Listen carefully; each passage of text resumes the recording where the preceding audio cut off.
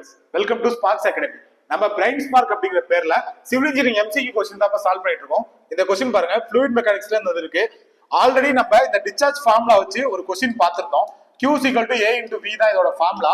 நம்ம முன்னாடி வந்து சர்க்குலர் செக்ஷன் பார்த்திருந்தோம். இப்போ ரெக்டாங்குலர் செக்ஷனுக்கான ஃபார்முலா வந்து பார்க்க போறோம். இங்க பாருங்க, width 4 metre and depth 2 metre, velocity கொடுத்துருக்காங்க. ஓகே, ரெக்டாங்குலர் செக்ஷனோட ஏரியா ஃபார்முலா என்னப்பா? B × T. ஓகே, சோ இந்த வெலாசிட்டியை அப்படியே போட்டுக்கிறோம் into V.